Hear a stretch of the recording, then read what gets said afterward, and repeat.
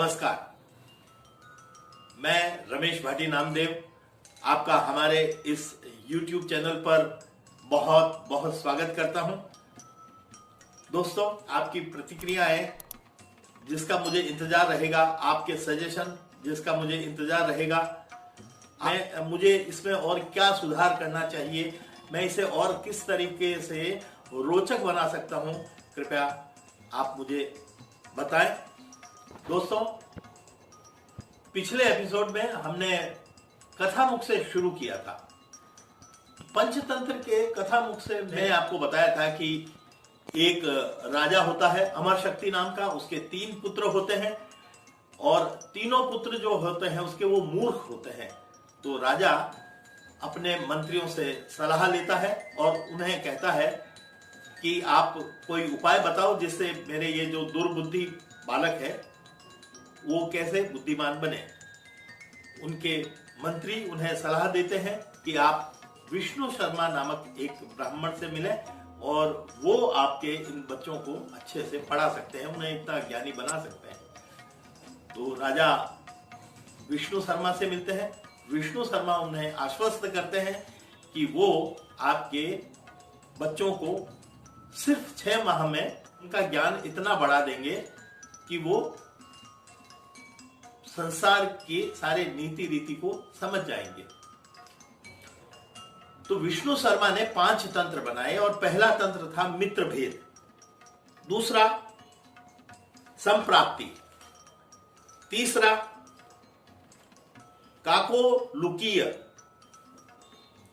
चौथा लब्ध प्राणाश और 5वां अपरीक्षित कारक। तो ये 5 तंत्र थे। अब इन 5 तंत्र को हम अध्ययन करेंगे, 5 तंत्रों का। तो उस 5 तंत्रों में मित्र भेद में 20 कथाएं हैं, मित्र संप्राप्ति में 4 कथाएं हैं, कोकुलकीय में 14 कथाएं हैं, लब्ध प्राणाश में 10 कथाएं हैं और अपरीक्षित कारक में 14 कथाएं हैं। भारतवर्ष है, इसके आसपास के जितने भी देश थे उसमें जितनी भी कथाएं हमारे यहाँ पे बनी या कथाएं कही जाती थी जिस तरीके से, तो उसमें कथाओं के साथ में कथाएं गुथी हुई रहती थी। ये जैसे आप देख लीजिए, अरेबियन नाइट्स बहुत सारी कथाएं हैं, अली बाबा 40 चोर बहुत सारी कथाएं हैं, अलीफ लैला 1000 दास्तान बहुत सारी कथाओं में से कथाएं निकलती है। ठीक उसी तरह में से कथाएं निकलेगी और इसके बिना कथा आगे बढ़ ही नहीं सकती, ऐसा लगता है। लेकिन बहुत ही रोचकतापूर्ण तरीके से उन कथाओं को आगे बढ़ाया जाता है। आप सुनेंगे, हम अध्ययन करेंगे तो इसमें हम लोगों को पता चलेगा कि देखिए कितना बढ़िया होता था उनका तरीका, मतलब रोचकता को बनाए हुए वो कथाओं को किस तरीके से आगे बढ़ाए रहते थे। तो आइए पंचतंत्र के प्रथम भेद मित्र भेद से प्रारंभ करते हैं, जिसका पहला श्लोक ये है। सिंह और गो वृषभ में बढ़ा हुआ जो प्रेम, कपटी लोभी श्यार ने विनसाया कर नेम। दक्षिण प्रदेश में महिला रूप्य नाम का एक नगर था। वहां धर्म पूर्वक कमाए हुए अत्यधिक धन वाला एक वर्धमान नाम का एक वैश्य पुत्र था। एक रात बिस्तर में पड़े पड़े उसको ये चिंता हुई कि यद्यपि मेरे पास में बहुत सारी संपत्ति है तो भी मुझे और धन कमाना चाहिए, क्योंकि सारे काम धन से ही होते हैं। इष्ट मित्र बंधु बांधव सब धन होने पर ही पास रहते हैं। सो ये धन भिक्षा, सरकारी नौकरी, खेती, विद्या, ब्याज और व्यापार, इन 6 प्रकार के उपायों से पैदा होता है। इन सभी में व्यापार से ही आदर के साथ धन की प्राप्ति होती है, क्योंकि भिक्षा द्वार द्वार पर जाकर सबसे मांगनी पड़ती है। सरकारी नौकरी में सबको उचित वेतन नहीं मिलता। खेती करना और विद्या प्राप्त करना अत्यंत ही कठिन है। ब्याज पर रुपए देने से दरिद्रता का डर रहता है और न जाने कब रकम डूब जाए।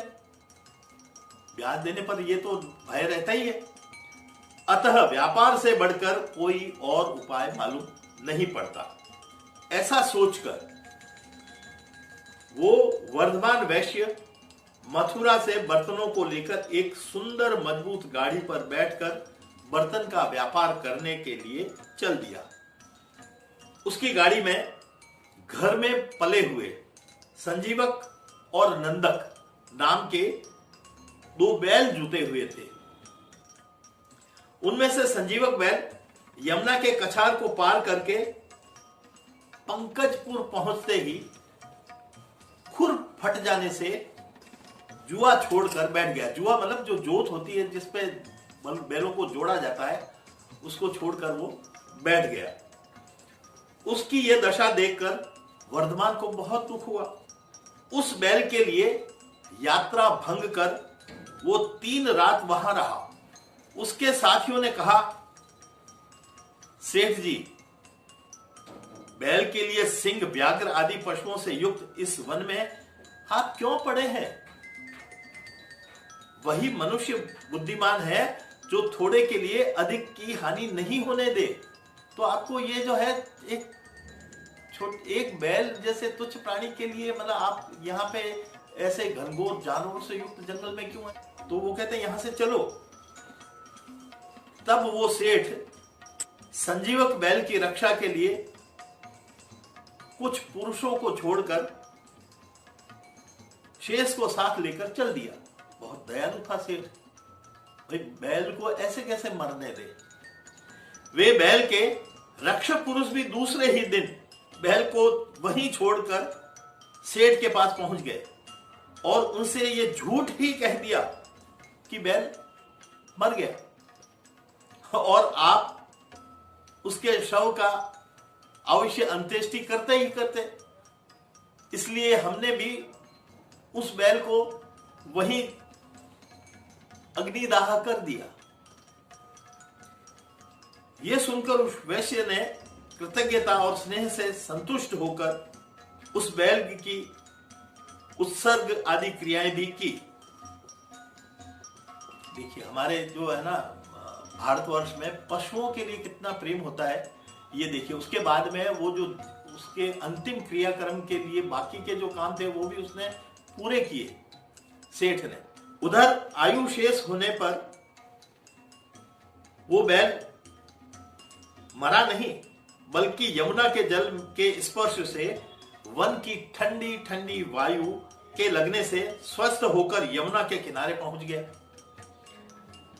वहां हरी हरी घास को चरता हुआ कुछ ही दिनों में वो बैल हर वृषभ यानी कि शिवजी के नंदी बैल की तरह अथवा सांड के समान हष्ट पुष्ट और बलवान होकर प्रतिदिन दीमक की बांबियों में सींगों को कुरेदता हुआ गरजता फिरने लगा। मतलब रेत उड़ाता हुआ और गरजता फिरने लगा। उसी जंगल में एक पिंगलक नाम का शेर रहता था और उसी दौरान पिंगलक नाम का वो सिंह वन के पशुओं के साथ में प्यास बुझाने के लिए यमुना किनारे पहुंचा। उसने संजीवक के भारी हुंकार को दूर से ही सुना। अब वो बैल तो रंभाता, जोर जोर से रंभाता। ऐसी आवाज सिंह ने कभी सुनी नहीं थी। यह सुनकर अत्यंत ही घबराया हुआ सिंह एक बड़ के नीचे अपने आप को छिपाकर चतुर्मंडलाकार रूप में बैठ गया। चतुर्मंडलाकार रूप मतलब एक सुरक्षा का घेरा होता है जिसमें सिंह को पशुओं ने घेर कर रखा हुआ है।